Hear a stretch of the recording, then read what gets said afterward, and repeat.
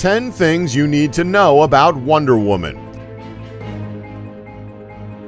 She's Zeus's daughter. With Wonder Woman being one of the longest reigning comic book heroes, she has naturally undergone several character changes throughout the years, whether it's name, appearances, or even different powers. For some time, however, Wonder Woman's origin story remained the same, if not a little unusual. Her mother formed her out of clay, and she was sprung to life by the Greek gods, which in turn meant she had no father. Boo-hoo. On the plus side, Wonder Woman's superpowers were a clear result of her blessing from the gods, powers like superhuman strength from the goddess of the earth and super speed from the god of messengers. But with the release of DC's New 52 came a reboot of the character, where her origin story had significantly changed. The New 52 version of Wonder Woman is now in fact the daughter of the king of the gods, Zeus, and it's been said that this new origin will remain for her appearances in the DC movie universe as well. The Goddess of War. Sticking with the New 52 style of things, we see Wonder Woman spending a whole year of her childhood on an island while under the guidance of Ares, the god of war, specifically to develop her combat skills further. However, when she decides to refuse Ares' orders to slay a Minotaur instead of choosing to show it mercy, she instantly loses the favor and respect he had for her. In a strange turn of events, her tutelage and history with Ares becomes important when she's faced with an impossible situation and is forced to kill her former mentor during a run-in with her evil half-brother, during which Wonder Woman herself becomes the new god or goddess of war. And although her powers as war haven't been fully discovered, she can telepathically control and communicate with soldiers all over the world and can possibly raise dead soldiers in preparation for battle. Alias Diana Prince. For those who didn't know, this is not such a well-kept secret. Wonder Woman's secret identity is Diana Prince.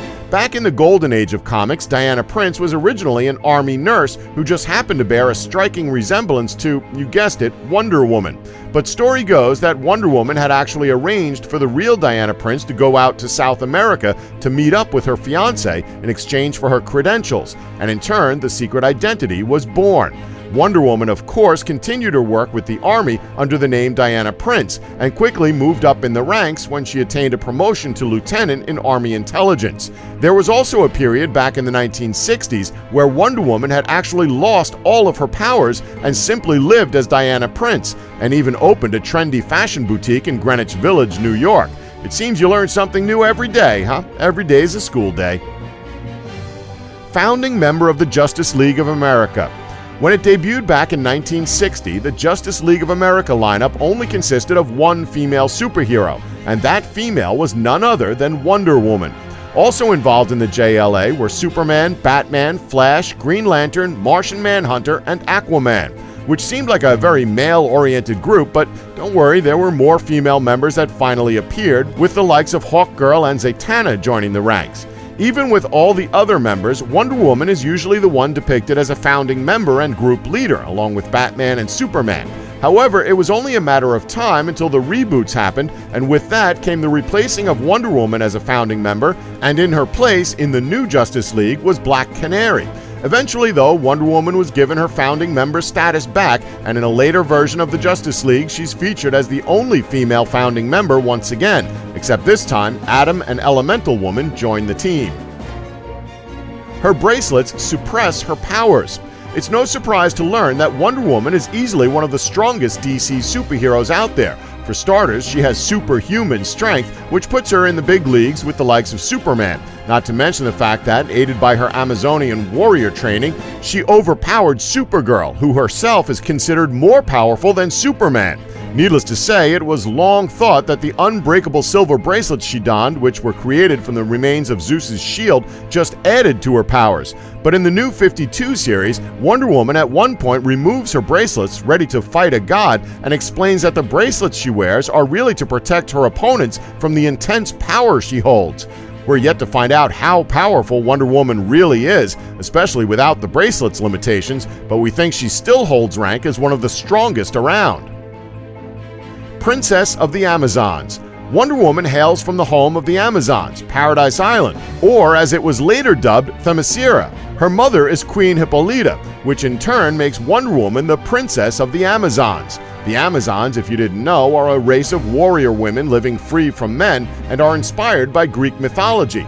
Much like the previous entries, the story of how the Amazons came to call this island home has been swapped and changed from time to time, where one version tells of how they parted from Greece to escape the evil deeds of mankind, another tells of how they are the reborn souls of abused women. Much like Wonder Woman, all of the Amazons are well trained in combat and have been from a young age, making them all formidable foes in a fight, especially Wonder Woman with her combat skills and godlike powers. In fact, Batman once considered her one of the best melee fighters on the planet. If that's not a compliment, we don't know what is. Her creator invented the polygraph. Have you ever wondered why Wonder Woman carries that lasso of truth? The lasso that leaves anyone bound by it fully incapable of lying? Let's just say it wasn't an idea that was simply pulled from a hat. It was actually her creator, William Moulton Marston, who devised the idea. Marston wasn't just a comic writer, he also held the title of psychologist, lawyer, and inventor, and back in 1913 had a hand in creating the polygraph, or in layman's terms, the lie detector test.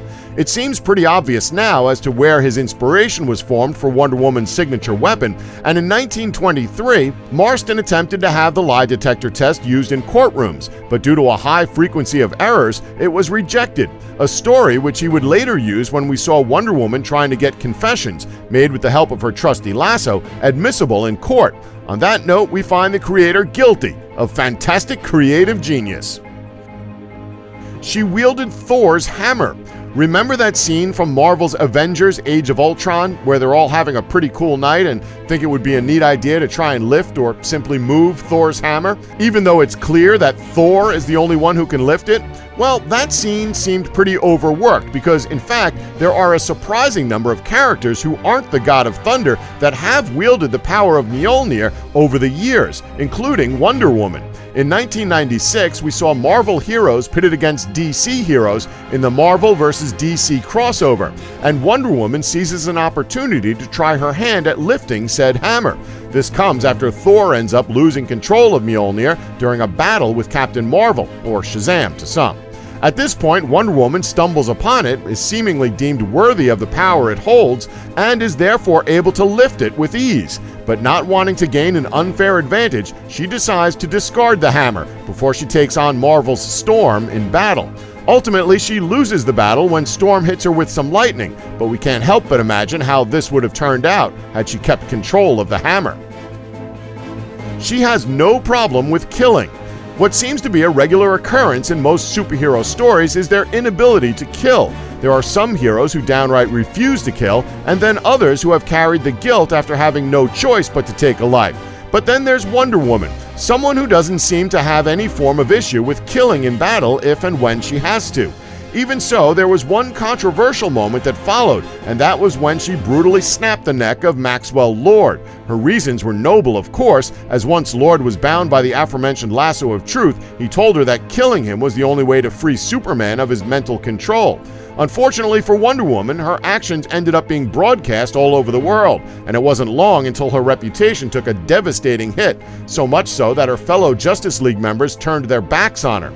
Seems like even the Justice League stick to that bros before hoes rule, I guess. Original name, Suprema. What if Wonder Woman was never called Wonder Woman? Would it have had the same effect? Would she have been such a popular character with a different name? We guess we'll never know. But if you ever wondered how the name Wonder Woman came about, well, it was just a lucky coincidence. Creator William Marston had originally picked the name Suprema, the Wonder Woman. However, the first part, Suprema, was quickly dropped, supposedly due to it sounding too similar to Superman, and DC Comics editors instead gave her the title we now know and love, Wonder Woman. In a way, it's quite an odd decision. Just imagine if the first pitch for Superman was Superman, the Man of Steel, and then he was later named simply the Man of Steel. It just wouldn't have the same effect. Either way, it worked out incredibly well, especially since Suprema would have most likely seen Diana Prince become closely associated with Superman, which would have no doubt left her lurking in his caped shadow.